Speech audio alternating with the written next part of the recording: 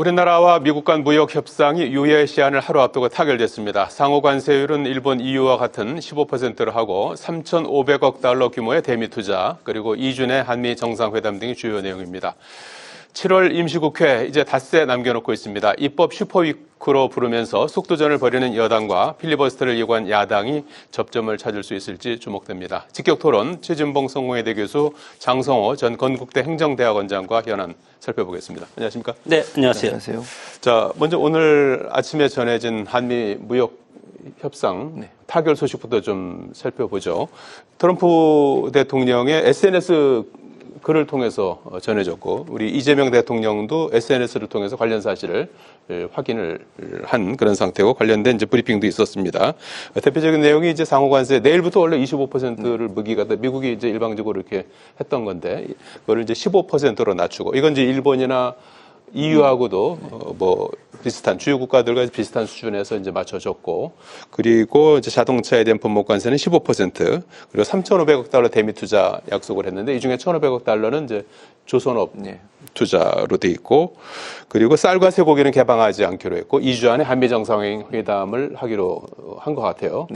그래서 우선은 그 협상 결과에 대해서 여야 입장에 약간은 좀 차이는 있는 것 같은데 어떻게 좀 평가하시는지요? 뭐 대단히 잘한 협상이죠. 15%로 낮췄다는 것은 다른 나라와 비교해서 우리가 이제 거의 비슷한 대우를 받은 거잖아요. 예를 들면 일본, EU 같은 경우. 근데 일본보다 우리가 더 나은 거는 일본 같은 경우는 쌀을 개방하기로 했어요.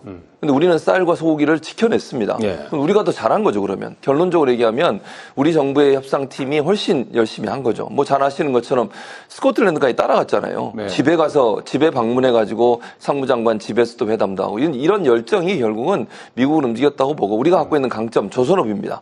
조선업 같은 경우도 우리가 적극적으로 도움을 주겠다고 하니까 관세 협상에서 유리한 위치에 있었다고 저는 생각합니다. 그래서 우리가 지켜내야 될 거 잘 지켜냈고, 또 상호 관세 같은 경우도 15%로 줄이면서 전반적으로 다른 나라와 비슷한 상황에서 경쟁을 하게 되니까 우리의 수출에 크게 문제가 발생하지 않을 거라는 생각이 들고요.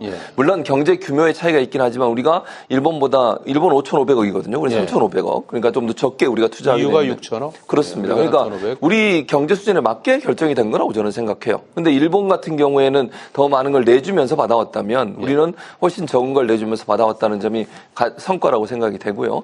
그리고 이게 3,500억이라는 게 당장 올해 안에 다 쓰는 게 아니에요. 이거는 펀드 형식으로 조성이 되는 거다. 펀드. 그러면 우리 기업도 투자하고 미국의 기업도 투자하고 또 우리 정부도 투자하고, 우리가 또 LNG 사업도 거기에 포함이 돼 있거든요. 알래스카 LNG 개발 사업도 에너지 관련해서 이런 부분들이 펀드로 들어가는 돈이기 때문에 이게 오래 걸릴 수도 있어요. 예를 들면 3년이 걸릴 수도 있고 4년이 걸릴 수도 있고, 그건 뭐 일정이 정해지지 않은 상태에서 이루어진 것이기 때문에 뭐 당장 올해 안에 3,500을 다 써야 되는 그런 의미가 아니라는 걸, 500억 달러를 다 써야 된다는 게 아니라는 걸 꼭 아셨으면 좋겠어요. 이게 일부에서는 마치 올해 안에 그 돈을 다 우리가 투자해야 되는 것처럼 오해하시는 분들이 전혀 그렇지 않고요. 기간은 정해지지 않았기 때문에 필요한 만큼 우리가 투자하고 또 우리 기업들이 투자해서 기회를 갖는 그런 기회가 될 거라고 생각하기 때문에 이번 협상은 정말 짧은 기간 안에, 우리가 이제 정부가 새로 출범하면서 준비 기간이 좀 짧았잖아요. 그럼에도 불구하고 값진 성과를 냈다, 이렇게 생각합니다. 추가적으로 이제 한미 정상회담이라든지 이제 전후에서 또 계속해서 이제 협상은 이제 추가적으로 이어갈 것으로 예상이 되는 상황인데 어떻게 평가하십니까? 시대적인 추세에서 역행하는 그런 세계의 어떤 무역 구조, 상당히 저는 우려를 표하고 싶고, 2차 세계대전 이후에 브레튼 우즈 체제라는 것을 출범을 해서 그 전까지는 보호무역에서 이제는 세계 경제에 부응을 해서 경제가 한 울타리속으로 가자 해서 그 후에 나타난 것이 우루과이 라운드, WTO, 그리고 FTA 이렇게 이어오지 않았습니까? 그럼에도 불구하고 세계가 지금은 자국의 무역을 강조하는 그런 것으로 가기 때문에 개방적인 무역 형태를 취하고 있는 대한민국으로서는 앞으로 상당히 미국의 이런 힘의 외교에 상당히 말릴 가능성이, 우리뿐만이 아니고 다른 외국도 마찬가지지만 그리고 이번 협상을 보더라도 시한을 쫓겨서 양보한 느낌이 든다. 하루 앞두고 타결되지 않았습니까? 마지막으로 거의. 그리고 4,500억 달러의 어떤 대미 투자도 마찬가지로 3,500? 3,500만 달러. 억 달러. 예, 억 달러지만 이것도 일본의 어떤 경제력과 비해서 우리가 과도하게 예. 양보한 측면이 있기 때문에 과연 외환보유고라든가 과도한 금액이 앞으로 우리 어떤 경제의 미래에 악영향을 끼칠 가능성이 있고 예. 숫자만 15%에 맞춘 아시안 협상 예. 그런 것이 저는 그리고 협상이 15% 포괄적인 그런 부분에 협의를 했지 이 디테일한 부분에서는 아직 협약의 글쎄요. 구체적으로 예. 다시 해야 되지 않습니까? 예. 그리고 지금 무슨 뭐 FTA라든가 협약 문서가 있는 것도 아니고 지금 SNS를 통해서 서로 발표를 하고 있는 네. 이런 상황이 조금 아직은 뭐 15%라는 것 어떤 기준점만 설정해 놓고 네. 그 디테일에 들어가서 무한정 양보를 강요할 가능성이 상당히 크기 때문에 예. 우리 기업 입장에서 특히 우리 기업의 주력 수출 상품이 자동차, 철강, 반도체, 조선 예. 이런 것이지 않습니까?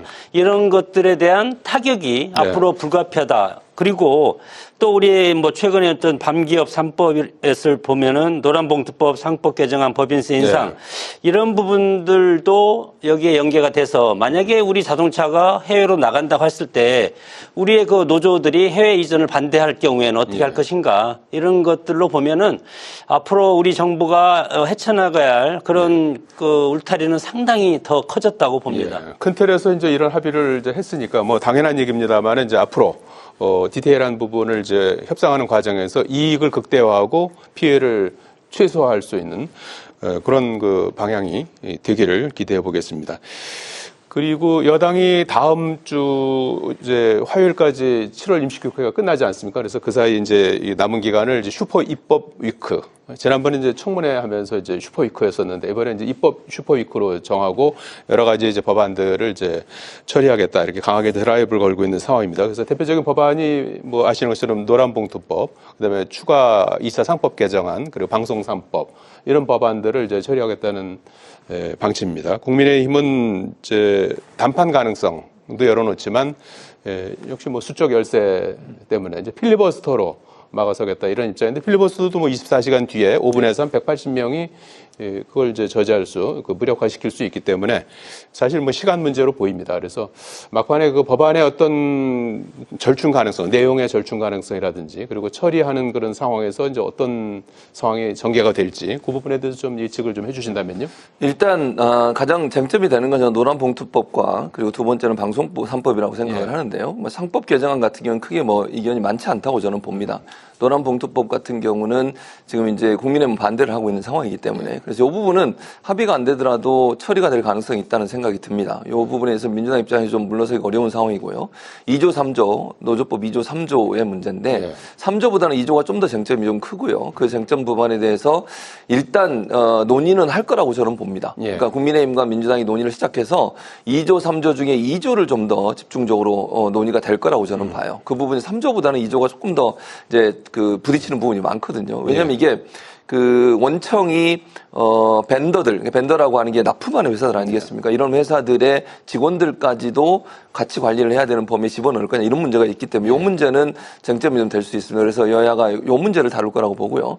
다른 것보다는 방송 3법이 가장 큰 이제 논쟁이 될 거라고 생각하면서 저는 개인적으로 지금 그 과방위를 통과한 방송 3법은 수정이 필요하다고 생각하는 사람입니다. 제 개인적인 입장입니다. 아직 이거는. 법사위까지는 안 갔죠? 법사위까지 안 갔습니다. 그런데 방송 3법 중에 가장 큰 저는 문제가 두 가지가 있다고 보는데 하나는 뭐냐면 방송 3법에서 지금 이사들을 추천하는 단위들, 추천하는 기관들이 있습니다. 이 기관들이 공정성을 담보하기 어렵다는 부분이에요. 예를 들면 회사 임직원 이렇게 돼 있습니다. 임직원 누가 추천하는 거죠? 시청자위원회 이렇게 돼 있습니다. 시청자위원회는 현직 사장이 임명한 사람들입니다. 그 사람들이 과연 공정성을 담보할 수 있을까? 또 하나 문제는 변호사협회 그리고 학회 이렇게 돼 있는데 학회나 변호사협회도 이익단체라고밖에 볼 수 없다고 저는 봅니다.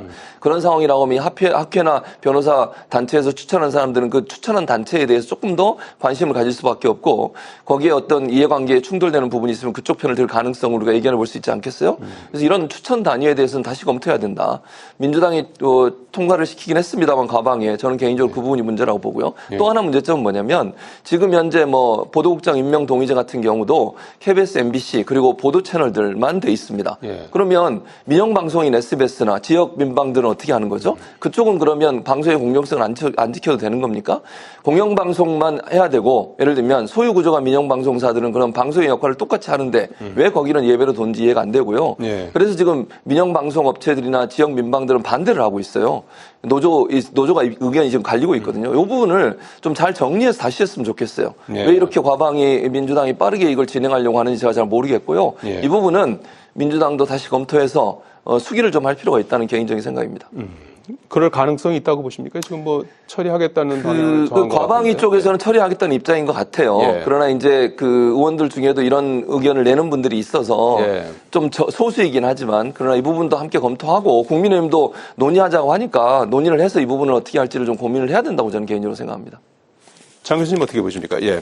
그 노란봉투법, 상법, 법인세 인상 마찬가지로 그리고 방송법도 마찬가지로 핵심적인 것이 공정성, 중립성 그리고 기업의 어떤 기업 활동 보장 이런 것들이 어떤 자본주의 시장에 걸맞는 예. 그런 시스템으로 갖추는 것이 핵심적인 가치 아니겠습니까?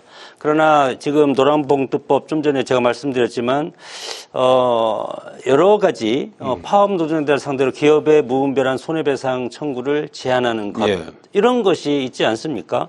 그리고 경영의 법적 책임을 확대하고 그리고 원청업체가 하청업체의 기업 노사 교섭의 당사자로 된다는 것은 하청업체에 대해서 원청기업이 1년 내내 노사 교섭만 할 수밖에 없는 이런 어떤 불합리한 구조로 빠질 수밖에 없기 때문에 이렇게 해서 기업을 운영할 수가 있겠습니까? 거기에다가 지금 미국의 지금 우리 무역 협정 이것에 대해서도 마찬가지로 대폭적으로 미국으로 이전하라고 하는데 거기에서 우리 노동자들이 예. 이거에 대해서 반대할 가능성이 상당히 크고 그러면 이것이 결국은 물론 민주당이 이것에 대해서 내년 6개월 동안 정권 출범 후 6개월 동안 모든 입법을 완료하겠다고 해서 연말까지 시한을 잡고 있지 않습니까? 네. 그렇기 때문에 그걸 하기 위해서는 기존에 우리가 물론 뭐 지난번에도 방통위법 개정안을 본회의에 상정했지만 국민의힘에서 필리버스터로 막았지만 역부족이었지 않습니까? 그래서 윤석열 전 대통령이 이거에 대한 거부권을 행사를 했었고 예.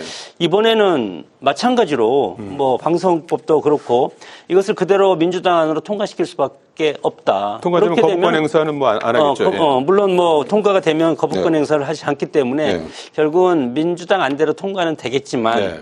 그 통과되고 나서 그 부작용은 결국은 이재명 대통령 정부가 이것에 대해서 책임을 져야 되기 때문에 네. 그 혼란 또한 만만치 않기 때문에 이 집권 여당인 민주당이 이것을 통과할 때는 심의하고 고민하고 우리 최 교수님 지금 말씀 잘하시지 않았습니까? 네. 방송법 같은 것도 알겠습니다. 저는 우리 최 교수님 어떤 전문가의 의견을 대폭 국회에서 수렴을 했으면 좋겠습니다. 예. 두 분께서 노란봉투법 방송상법에 이제 문제가 있다라고 이제 지적을 해주셨고 상법 개정안은 또 어떻게 될지 이런 법안들이 이제 여야 간의 막판 단판 어떻게 이루어지는지가 상당히 주목되는 상황입니다. 자, 민주당 새 당대표를 뽑는 파리 전당대회 꼭 이틀 앞으로 다가왔습니다. 토요일에 새로운 당대표가 이제 선출이 될 것 같습니다. 현재 뭐 정청래 후보가 앞선다는 평가가 많은 상황에서 박찬대 후보의 추격세도 만만치 않다. 이런 평가가 지배적인 것 같습니다. 그래서 최종 판사는 어떻게 보고 계시는지. 그러니까 지금으로서는 예측하기가 어렵다고 봐요. 네. 말씀하신 것처럼 정청래 후보가 전반적으로 앞서고 있는 것 네. 같습니다. 그러나 이제 지금 말씀하셨는데 국회의원 특히 민주당 의원들 같은 경우 박찬대 의원을 많이 지금 지원을 하고 지지를 하고 있어서 추격을 어느 정도까지 할 거냐. 그게 골드크로스가 일어날 거냐 하는 부분이 이제 관건인데요. 예. 뭐 시간이 얼마 남진 않았습니다만 지금은 이제 거의 한 2번 수혜 때문에 사실은 이걸 한꺼번에 하게 됐잖아요. 예. 그 사이에 어떻게 여론이 바뀌었는지를 우리가 지금 알 수가 없어서 물론 여론조사 나오긴 했습니다만 그 여론조사가 100% 만들지는 좀 지켜봐야 되기 때문에 지금으로서는 누가 반드시 이긴다 이렇게 얘기하기는 좀 어려울 것 같습니다. 좀 지켜보면 될 것 같고요. 예. 뭐 박빙으로 끝나지 않을까 저는 개인적으로 그렇게 전망을 하는데 박빙까지. 예, 저는 예. 그렇게 생각합니다. 그래서 예. 앞으로 어떤 결과가 나올지를 좀 지켜봐야 되는 상황이고 지금으로서는 누가 반드시 이긴다 이렇게 얘기하기는 조금 어려운 상황이라는 생각이 듭니다. 예. 장 교수님 어떻게 예상하십니까? 글쎄 민주당 뭐 선거라는 것을 보면 패턴이 있습니다. 뭐 어떤 한 지역이나 두 지역 정도만 보면은 그 판세가 형성이 되고 그것이 쭉 이어지는 경향이 선거의 어떤 그 판세의 흐름인데 이미 초반의 흐름은 6대4 정도로 정청래 후보가 앞섰지 않았습니까? 물론 지금 2주 정도 수해 때문에 지역 순회 경선을 하지 않고 한 번에 완샷 경선으로 이제 바꿨는데 그럼에도 불구하고 물론 뭐 약간의 지금 박찬대 의원이 후보자가 이거에 대해서 좀 반격의 카드를 여러 가지 적극적인 지지층을 향해서 지금 날린 것이 몇 가지 있지 않습니까? 그것이 효과를 본다고 할지라도 여러 가지 대사론을 뒤집기는 어렵기 때문에 제가 항상 예측을 했듯이 5.5대 4.5로 정청래 후보자가 승리하지 않을까 저는 전망을 합니다. 예, 박빙 그리고 이제 정청래 후보의 승리 이렇게 이제 예상을 해주셨고 국민의힘도 오늘 전당대회 후보 등록을 마감하지 않습니까? 네. 그래서 지금 뭐 어떻게 되는 겁니까? 판세가 이제 찬탄 반탄 이렇게 후보자들별로 이렇게 뭐 목소리를 이제 여러 이제 목소리를 내고 있는데 단일화 얘기도 나오고 그렇습니다. 그래서 앞으로 어떻게 전개가 될 것 같습니까? 국민의힘들은 뭐 지금 국민의힘 전당대회 과정을 보면은 현역 의원들이 거의 나서지 않는 경향이 있으면 최고위원 같은 경우는 물론 뭐 조경태 의원 지금 나서고 있고 장동영 의원 나서고 있지만 초기에는 이것이 뭐 탄핵의 찬성이냐 반대냐 그런 구도로 이제 가고 있지만 그렇게 간다고 하더라도 국민의힘은 적극적인 지지층이 탄핵의 반대층이 저는 더 많다고 봅니다. 예를 들어서 한동훈 전 대표를 지지하는 층이 30% 정도라면 나머지 70%나 60%는 그 반대적인 경향이 상당히 많기 때문에 그러면 김문수 후보와 장동영 후보가 몇 대 몇으로 나느냐 그거에 따라서 승부가 상당히 갈릴 가능성이 상당히 큰데 그것도 마지막에 가면은 적극적인 지지층에서는 표가 분산되는 것보다도 한 곳으로 몰아주는 그런 효과를 보기 때문에 결국은 뭐 지금 흐름대로 보면은 1위가 김문수 후보 그리고 2위가 장동혁이나 아니면 조경태 후보 이렇게 나가지 않습니까? 그 어떤 초반의 그런 흐름이 뒤바뀔 가능성은 거의 없지 않을까 생각이 듭니다. 예. 김문수 후보가 좀 우세한 그런 현재는 뭐 상황으로. 우세한 측면이 있습니다. 아직 뭐 20여일 남았으니까 이제 상황은 좀 더 봐야 되는 그런 것 같은데 국민의힘 전당대회 상황 어떻게 보십니까? 저는 국민의힘 전당대회가 정말 국민의힘이 아직도 바뀌지 않고 있다는 거 보여준다고 생각해요. 아니 어떻게 입당한 지 얼마 되지 않은 전한길 씨가 그 질의서를 보내고 그 질의서에 답변 받고 본인이 누구를 지지할지를 결정한다고 하니까 두 사람이 거기 하겠다고 답변을 합니다. 전한길 씨가 뭐 하시는 분이신데 그러시는 거죠? 예를 들면 평당원이십니다. 그분이 무슨 뭐 당대표나 아니면 무슨 뭐 chức책을 맡고 있는 분도 아니잖아요. 그분은 아시는 것처럼 윤석열 지금 탄핵이 잘못됐다고 주장하는 극우적 성향을 보이는 분이신데 유튜버신데 그분이 하라고 그래서 거기 가서 또 질의서 답변하고 이런 모습 보이는 거 국민들이 볼 땐 국민의힘이 다시 극우 세력으로 가는 거 아니냐 이런 비판이 생길 수밖에 없어요. 그중에 한 분이 김문수 후보예요. 저는 그러시면 안 된다고 뭐 대선 후보까지 나왔던 분이 저런 모습 보이는 건 대단히 잘못됐다고 생각합니다. 끝으로 시간이 뭐 다 됐는데 어제 이재명 대통령이 비상경제점검회의 주재하면서 여러 가지 말씀을 하셨고 그 배임죄 적용 완화 가능성도 내비쳐서 이목이 집중됐는데 이 부분은 어떻게 봐야 되는 겁니까? 저는 기업들이 산업활동, 기업활동을 잘할 수 있도록 만들어준다고 생각해요. 그러니까 무슨 말이냐면 결론적으로 가서 마지막에 배임이 된다고 하면 그걸 다 처벌하게 돼 있잖아요. 법적으로 보면. 근데 열심히 일하다가 그게 배임죄가 되는 경우들이 장종 생긴다는 거예요. 진짜 배임을 할 목적으로 하는 사람도 있지만 기업활동을 하다 보면 불가피하게 법 조항에 따라서 배임죄로 처벌받는 경우들이 많다 보면 적극적으로 산업활동을 하지 않지 않겠습니까? 이런 점들을 좀 풀어주기 위해서 기업이 기업활동 잘하도록 만들어주기 위해서 배임죄 남용을 좀 막는 그런 법안들을 만들겠다는 거고요. 법적으로도 할 수 있고 이제 그 검찰이나 이제 이런 데서 이제 사법 처리하는 과정에서 그렇습니다. 이걸 이제 평가하는 과정에서 이제 이 부분이 정말 기업을 위해서 열심히 일하다가 일어난 일이라고 하면 배임죄에 포함시키지 않겠다는 거 저는 대단히 잘한 일이라고 생각해요. 왜냐하면 우리 기업들이 배임죄 때문에 눈치 보다가 일을 제대로 안 하게 되면 경제 성장이 망가지지 않겠습니까? 그런 점에서 기업들이 제대로 역할하고 활동할 수 있도록 하는 길을 열어준다는 측면에서 긍정적으로 평가합니다. 이 사안은 이제 기업 입장에서는 좀 환영할 만한 내용이라고 봐야 되겠죠. 대통령 입장에서 어떻게 말씀하셨냐면 민주당 내 이 부분에 대해서 예. 배임죄 부분에 대해서 총대 매려를 하는 의원이 없다. 왜냐하면 항상 강공 드라이브로 계속 나가기 때문에 만약에 친기업 정서로 가면은 당원들이라든가 지금 전대가 열리고 있기 때문에 전대에 나온 대표 예. 후보자들로부터 또 찍힐 수가 있지 않겠습니까? 그렇기 예. 때문에 총대 매려는 사람이 없다고 해서 기업 때리기 법안만 하지 말고 예. 그것을 기업을 보호할 수 있는 법안을 해야 되는 것인데 예. 상법에 포함된 구체적으로 얘기하면 그겁니다. 예. 특별 배임죄 조항을 폐지를 해야 된다. 예. 특별 배임죄라고 해서 이것을 왜 문제가 있냐. 이중처벌 문제가 있다. 예. 범죄 구성 요건이 모호하고 수사기관이 임의적으로 판단해서 개입할 수가 있고 경영 판단이 과도하게 네. 제한될 수가 있기 때문에 지금 기업 옥죄기 법안이 상법 개정안, 노랑봉투법, 법인세 최고율 24%에서 25% 구간으로 인상 이런 것이 있기 때문에 계속 기업만 옥죄기 하지 말고 그것을 좀 풀어주는 예. 그런 것도 그러니까 당근을 좀 주겠다는 그런 뜻이라고 생각이 듭니다. 예, 이재명 대통령도 일단 뭐 이재명 정부를 이제 실용적인 시장주의 정부가 될 네. 것이다 이런 다짐도 했습니다. 여기까지 듣겠습니다. 고맙습니다. 고맙습니다.